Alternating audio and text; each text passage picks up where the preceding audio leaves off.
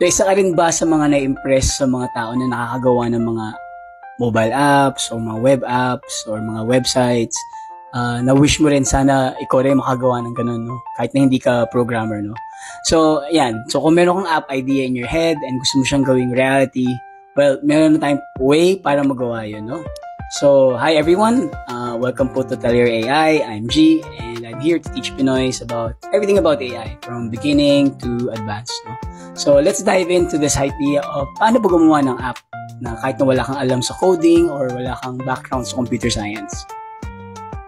Yan. So, let me introduce to you Lovable, no? Lovable, it's actually para lang imagine mo siya isang web developer mo or app developer mo na powered by AI, no? So, parang meron kang sariling assistant, no? Na magaling sa pag-program. And, ang maganda dito is, lalagay mo lang yung idea mo in words, and then, yung Lovable na website will build it for you. Hindi mo na kailangan maging computer engineer, hindi mo na kailangan mag-code, no? So, pakitaan kita ng example, no? So, ito yung platform, ito yung tsura niya, no? Gawin mo lang, sabihin lang natin dito sa page na to, I want a stylish YouTube-like streaming site using Unsplash images, whatever words, no? And then, i-click mo lang enter.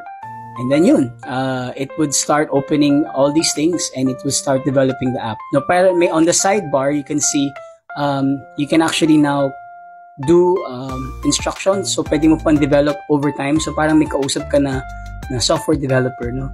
Na nilalagay mo lang yung mga gusto mong improve. And then, you can see it in real time on this other side of the screen, no? So, you can continuously improve and continuously change. Ang magandang use, for me lang, no? So, this has a lot of uses kung if you're a student, gusto mo gumawa ng mga sarili mong note-taking app, or ikaw ay business owner, gusto mo gumawa ng parang mga bill documents, no? Or something like that, nakokolate yung mga bill documents mo, sinascan lang, pinipicturean, and then, papadala sa email mo, I don't know. So, it depende sa'yo, ano yung mga features na gusto mo, no? Ang maganda sa kanya is like, you're hiring the best developer on the planet, but way faster at wala kang masyadong babayaran. You just pay a subscription fee. So, yung Lovable really takes the stress out of app building. So, and it saves you so much time, no? So, kung ikaw, ready ka na ba maggawa ng sarili mong app? So, if you like this episode of Talyer AI, please follow me for more. And let's show the world what Pinoys can do with AI. So, kita-kits na lang sa next video.